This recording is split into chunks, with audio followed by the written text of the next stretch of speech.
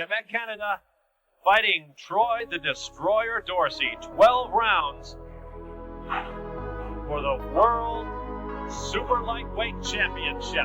What are you going to do now as far as kickboxing? First, I want to thank God. Say hello to my wife, Shelly and Kendra. Happy birthday, Shane. And thank all of my instructors and students at my school. Now, pick up kickboxing and boxing both again and go out there a world title. Congratulations. Okay, thank you. All right.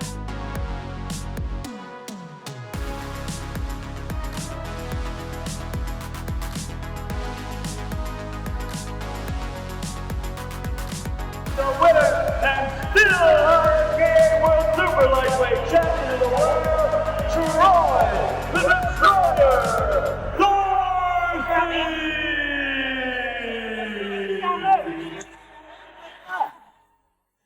Hey everybody, welcome back to If the Gloves Could Talk. Long time no see. We've got some catching up here to do with the famous Troy the Destroyer Dorsey. Troy, how are you doing? I'm doing great. Thank you for your kind introduction, ma'am. Yes, so we are back, guys, back in action with our weekly shows every Friday, airing at 8 a.m. Central Time.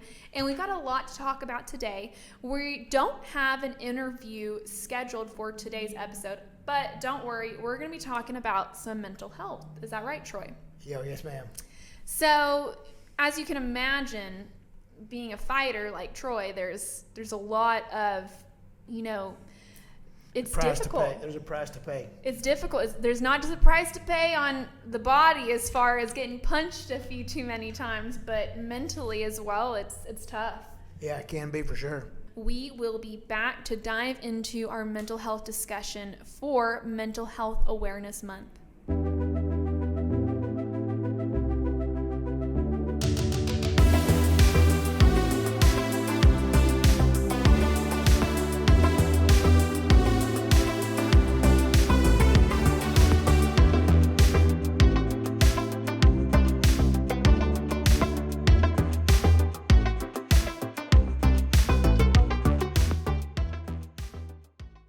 So I started martial arts in 1974, and talking a little bit about when I started my fighting career, well, I guess it started at that time, because 2 weeks later, after me and my two brothers, Brian and Rodney, started martial arts, we went to our first karate tournament.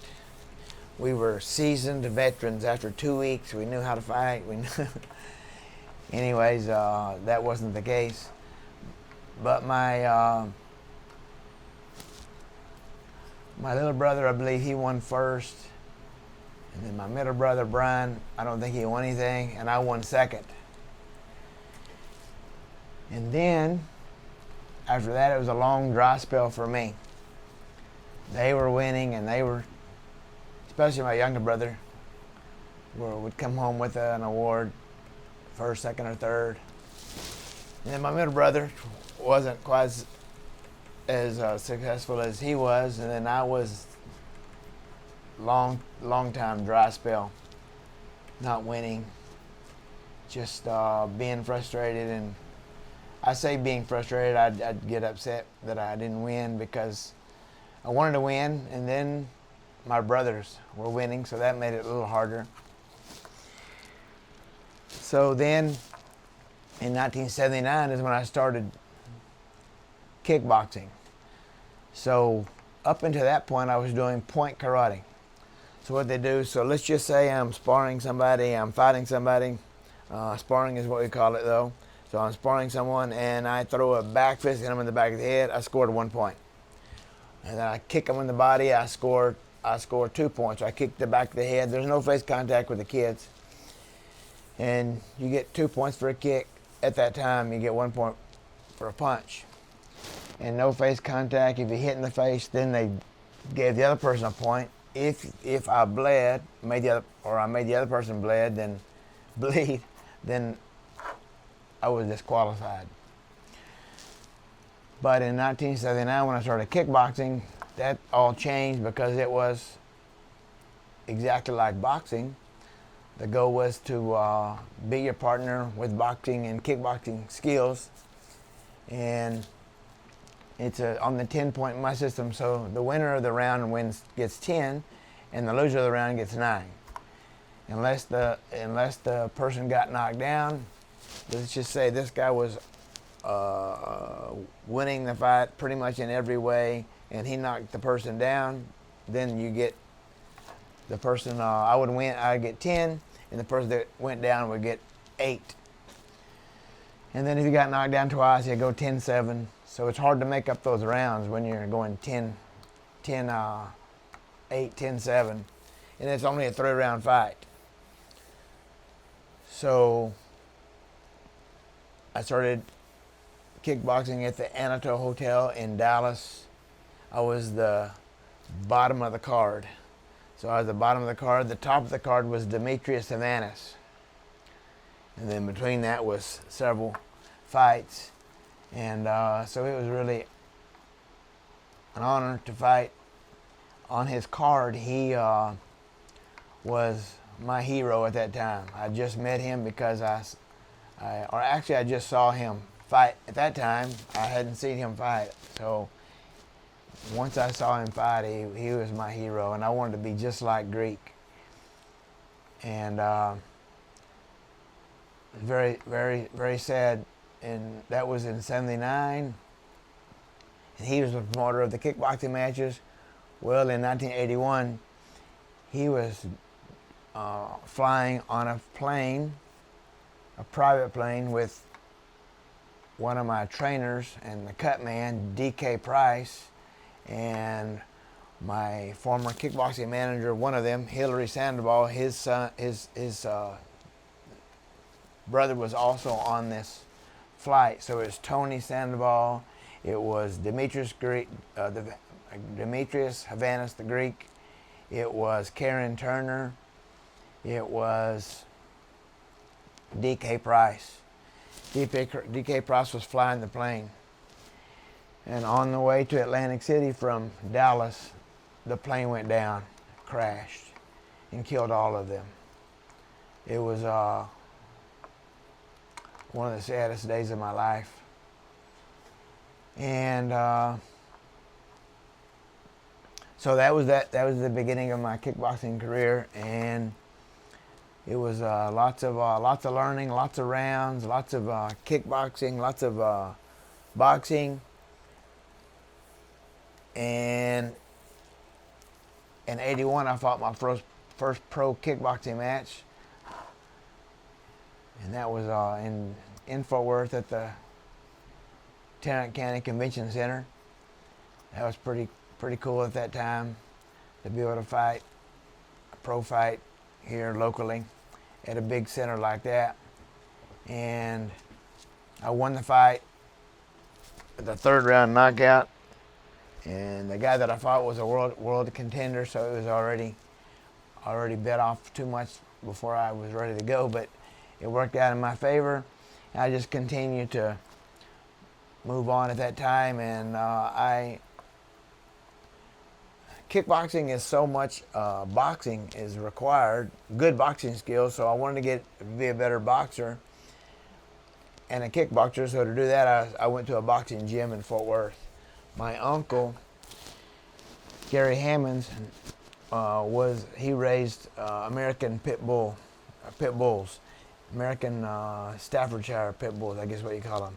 Anyways, he knew a person that trained his son at a boxing gym in Fort Worth, who Donald Curry was the world champion, Gene Hatcher was the world champion, and Steve Cruz was on his way to being a world champion. And so I went and trained with those guys. I didn't actually train with Don Curry. I never sparred him. I sparred with Gene Hatcher, sparred with Steve Cruz, and I got to be his sparring partner going to Las Vegas when he fought for the world title. And he won the world title. He beat Barry McGuigan. It was like a 10-1 underdog. And Little Stevie Cruz is a nickname, and he won the world title. And when that happened, then that really, then I knew I could do it, because I was working with him, and I was training with him, sparring him is what I mean, fighting him. And at that time, when he won the world title, I just knew I could do it. So that was in '83, I believe, when he was doing that. or when he won that world title at Caesar's Palace. And then we fast forward to June 3rd, 1991, and I won the world title in my 25th round, fighting for the world title. The fights were only 12 rounds, but I had fought Jorge Paz twice. Once to lose a split decision. Second fight was a draw. And then after that, I made a comment saying that Jorge Paz is a coward if he won't fight me. And I said that on national TV. So then got my second fight with him. And that fight was a draw. So in boxing, they say when you fight somebody to a draw, that's like kissing your sister. I don't have a sister, so I don't know exactly what that means, but just like I didn't win. So when you don't win, I just classify it as a loss. It's a draw. They call it a tie. So whenever it's a tie and you're fighting for the world title, the champion keeps his title. So it doesn't go down, it doesn't go up, he just keeps his title. So that was very frustrating because these were controversial fights. I felt like I won the first fight when I fought Jorge Paz. And as I said, it's very controversial. I still get mail from people today saying, Troy, you won those fights with Jorge Paz, or you won that fight with Jorge Paz. And this is Jorge Paz right here from Maramero. No, his nickname was Maramero Jorge Paz. Maramero means clown in Spanish, but he was from Mexico. And there he is. He was Fighter of the Year in 1989. So the reason I say these dates is because he's Fighter of the Year in 1989, so they gave that to him in 1990, and then I fought him February 1990, so I would have had to knock him out to be able to win that because he had so much notoriety, so much. I mean, he was the Fighter of the Year. And so I lost a split decision. And I fought on his undercard, challenged him for a rematch. We fought again in July, and that fight was in a draw. Come on. My name is Troy Dorsey. We offer martial arts and karate training and fitness kickboxing training. Our karate program is for men, women, and children of all ages. From 4.5, we even have a student that's 91 years old. Also, we teach fitness kickboxing. It's a 1-hour non-contact class of punching and kicking a bag, because hitting a bag is like weightlifting to help strengthen and tone your muscles. Give us a call at 817-477-5523. Come in and see us today and start your martial arts experience with us now. All right, we're back after that commercial break. Troy, it is time to dive into our topic this week. Are you ready? Oh, yes, ma'am. Ready. Okay. So, well, actually, I do have a question to ask, and it's just completely off topic. How are the grandbabies doing? Oh, they're doing great. We have to talk about the grandbabies. They're doing great. They Olivia, the little giant, she's Little giant. yeah, she's funny, but you know, she's. Is it possible? Could you show our audience what you showed me that she does? Give her a kiss. Oh, so I kiss her, and then she wipes her mouth off. But I started the whole thing. So, Yeah. So I kiss her when I like that. And now every time I kiss her 2-3 times, she just keeps on doing it. So it's just it's just something cute that I came up with for somehow it popped Is in my mind. there any other cute quirks among Olivia or Lorenzo or Cruz or? Oh, Lorenzo, he likes to kiss me. He likes Yeah. to kiss me. And he's amazing, little strong, fast, and his balance is amazing. Really? Yeah, he's like in the window, on the window sill, with not touching anything. He's walking on that thing. I don't see how my he's gosh. knocked off of it. But anyway, he's got lots of talent as far as physically, I guess you should say. And he's smart too. And he's got curly hair. My grandpa, his nickname was Curly. So, because he had real curly hair, of Yeah. course, and I'm not sure when they started calling him that, but I have. So my dad has curly hair, and then I inherited some curly hair, and now Lorenzo and my daughter they have curly hair, but then down to Lorenzo his hair is just solid curls on top. Those are so cute. Now, what about Cruz? Yeah, Cruz. Oh, he just laid back, and I'll have to show you a video. Lorenzo, his older brother. Can we plug it in here? If you send it to me, we can plug it in for our audience to see. He just climbed all over on top of him. Just climbed on top of him, and then He's like a little monkey. yeah, climbing over his little brother, just like, and you spot Cruz, and you'll see him smile, or you just see him like it's no big deal. It doesn't even bother him. So. Yeah, it's amazing to have grandkids, and they all have their three beautiful little creations. I love their that. own selves. I don't know if I said I don't know if that's the correct word, but they have their own. It makes their sense own to personality. Me. Yeah, they just each have their own way of doing things. Their own way.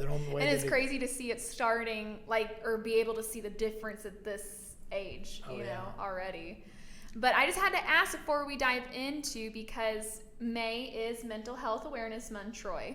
And I really want to first dive into and ask, when do you think that you could tell the role of your mental health would play into your career? Was it something you realized very quickly on that, the mental space that you were in was so important into... I didn't really notice anything until maybe 5-6 years ago, something like maybe 10 years ago. I guess time flies so fast. Yeah. Just a little bit with my short-term memory and my long-term memory. I can remember things happened 45, 55 years ago. I remember when we brought home my brother from the hospital in the car here in Mansfield. It was like a core memory for Cedars Hospital. Yeah, I can remember that. That was I guess I was 3.5 years old. That's my earliest memory. Right. Not before he was born. I said that. Before he was born, my uncle, my dad's brother, was visiting from, I believe it was Vietnam. And then he never came back. Mm-hmm. So that's my earliest memory, playing with my uncle, Paul, in the floor, just right on the other side, on this side of the railroad track. That house that's right there, that used to be where my grandparents lived. Born and raised in Mansfield. 58 years ago, or 57 years ago, something like that. Yeah, I think I was 3. When I played with my uncle, who went to Vietnam, like I said, and never came back. So. Wow. And Troy, at your school, Troy has Troy Dorsey Extreme Martial Arts. What do you teach your students as far as mental health goes, or, the emotional, mental, physical? Well, we talk to them a lot about memorizing the techniques, and also memorizing to remember this is only to be used if you're being hurt or someone is hurting you. Then it's only used to be self-defense. But then we have people that compete. We have kids that even competed just over the last couple of weeks ago, or last weekend. No, it wasn't it was 2 weekends ago. And they competed, but it's no head contact with kids. And so not too much to talk about mental health. That's just thing it comes with the territory. I mean, fighting 68 fights, 33 pro boxing matches and 35 kickboxing matches. Not only did I receive punches and kicks when I was training, when I was fighting, the real deal, but also when I was training. Right.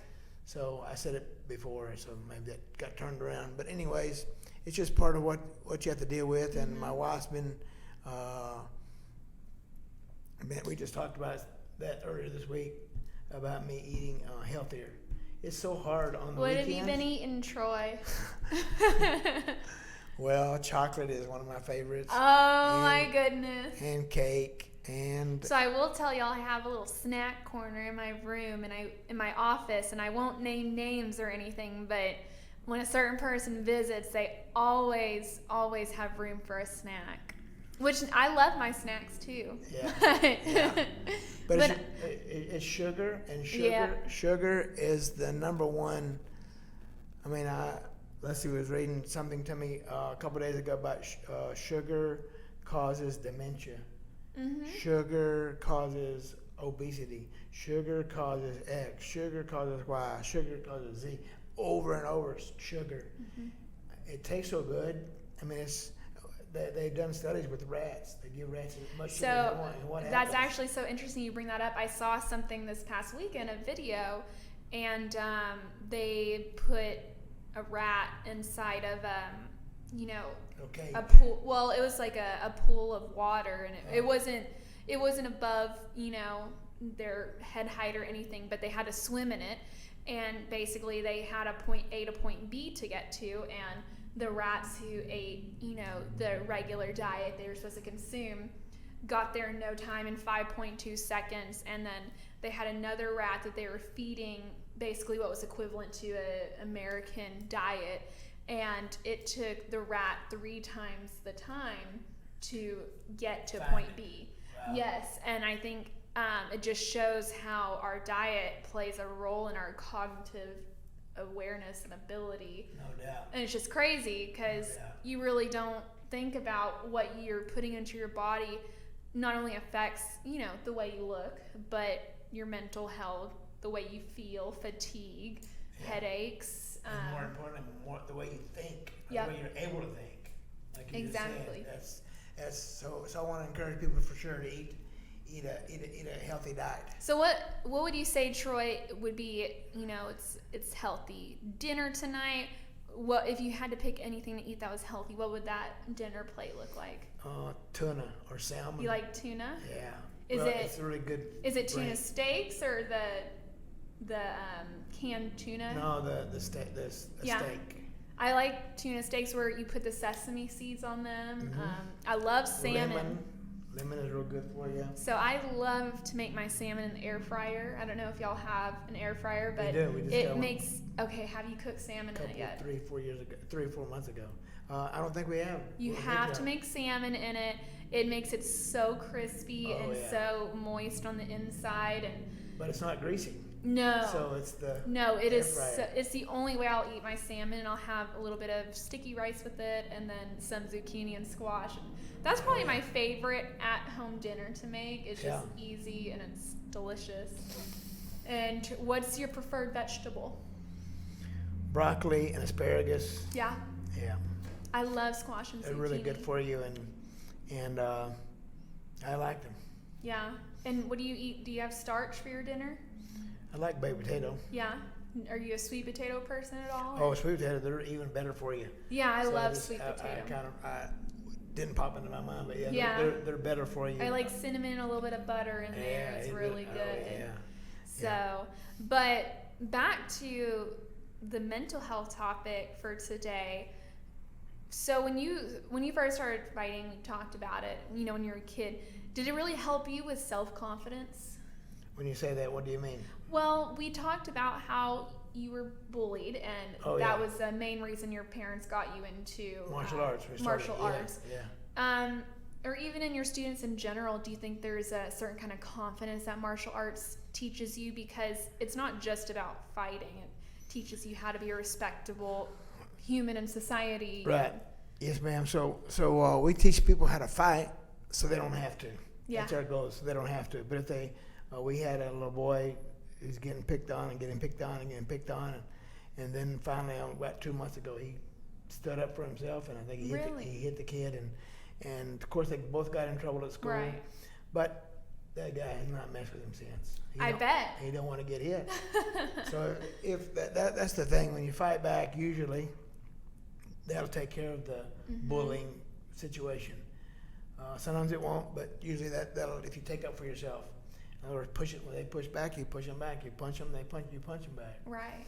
And also martial arts helps it helps you inside feel better about yourself and know that you can, if you had to, defend yourself. So it gives you good confidence there in that area. No, I love it. We are going to go on commercial break really quick, Troy, and when we are back, we'll talk more on our topic for this week. Oh, wow. Wow. So many memories here. I'm on to a new place now. This is really unbelievable.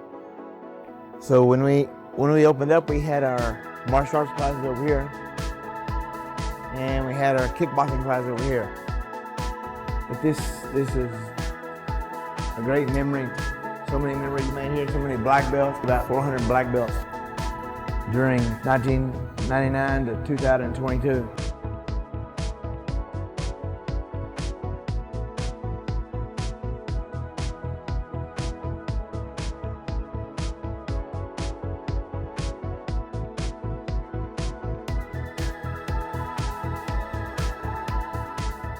I'm just now getting it, believe it or not. I've been in business for 41 years and with 2 karate schools, and I'm just now getting where I'm being able to get home a little earlier. All right, we're back, everybody. Thanks for joining us. Guys, I am taking a back seat here today. I am letting Mr. Troy Dorsey drive us in this episode today. So I think he did an A+ job on bringing us back in after that commercial break. How would you rate yourself, Troy? On a scale from 1 to 10, probably -2. I was not that bad. No. It only took about 5 times. No. So, we're going to say something? 6.5. Okay, 6.5. that's better. Yeah. That's better. So, kind of looping back in from what we were talking about before the commercial break, mental health and how mental health feeds a lot into what we feed into our body, what we allow ourselves to listen to watch, people we surround ourselves with. How important do you think it is to have positive people in your life? And you know. Oh yes, have positive people in your life for sure. Have people that believe in you. Have people. You have to kind of prove yourself, but yeah, people that believe in you and people that will support you and people will stand behind you and will lift you up and not push you down. Pushing. If you got people that are hanging or that you're hanging out with and they're pushing you down, or they're trying to get you to do things like drugs or alcohol or whatever it is, they might be porn. Don't let those people have any more to say in your life. Push them away in a nice way, and that's not what you're interested in. You're interested in doing healthy things, eating healthy food. Of course, everybody was gonna eat candy or cake or something like that. It's bound to occasionally. happen. Yeah, it's bound to happen. But hang around people that eat like a champion. Everybody knows what a champion is, right? So drink more water, eat more seafood, salmon and different types of other seafood, and lots of green vegetables. Now, and not much butter, not much sugar. Sugar is just horrible for you. Now, Leslie did some research, and can you share with us more about what she found out regarding what we should or should not be eating? Yeah, so sugar was the number 1 on the list, and just shouldn't eat sugar. It said sugar causes people to gain weight. Sugar causes people to crave sugar. Causes people to, it messes with your brain. It's not good for your brain. So it's like sugar is spelled Poison. Poison. Did I spell it right? How do you spell it? Pois. Oh, for some reason I first thought you said PHO, and I was like, that's not it.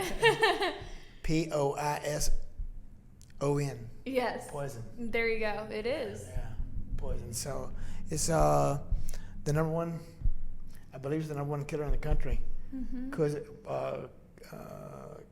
it can also attribute to cancer, I believe. Well, we'll have to fact check this, but I believe, well, I know, for example, processed meat is a carcinogen. Yeah. Not sure the same goes for sugar. We'll have to fact check that and we'll add it in here. But yeah, it's just not good for you. No. So fresh food, fresh vegetables, fresh fruits, fish, chicken, and turkey, and that's a good list right there to go start by.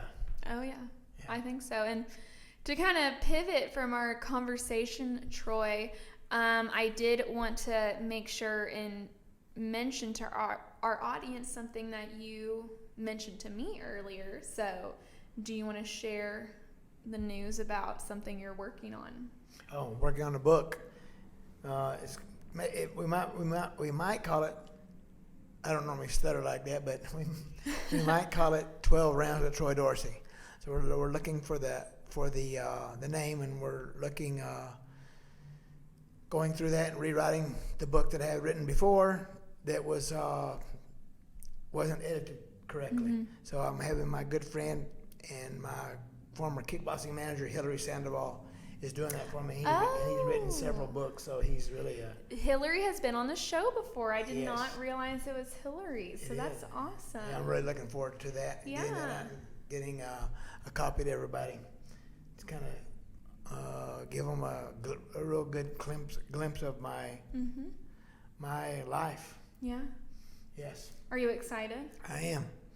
I really am. And Hillary is so kind to do that for me, and I can't wait to get the finished product. So is there any timeline of when we can be expecting this, or? Not right now. Not right now? We'll just see how it goes? Maybe 6 months, maybe a year. Okay. Yeah, so it's got to be right. The book has to be right. Sooner than later. Yeah, yes. Exciting. That is exciting. Well, thank you for sharing that with us today, because I think our audience will be eager to learn more when there's more to share. So, yes, ma'am. About it. But Troy, before we head out today, is there anything else you want to share with our destroyers? Well, we've had some good weather here, and we had a good Easter, and I just want to make sure to tell everybody to keep their eyes on Jesus. Every day is another day that he didn't come, and every day is a day that he could come, so we never know. Jesus doesn't even know when he's going to come. God, his Father, knows. He's the only one that knows. So keep your eyes on Jesus. Just keep living for him, going to church, reading the Word, and spreading the Word too, because we don't want anyone to burn in a fiery lake of fire. That is right, and I think that's a great note to end on here today. So, okay, thank you. Thank you guys again so much for watching If the Gloves Could Talk, and as always, we're going to be back for our regular broadcasting every Friday at 8 a.m. after this episode, so don't worry, we'll be back next week, and we look forward to staying tuned with you guys.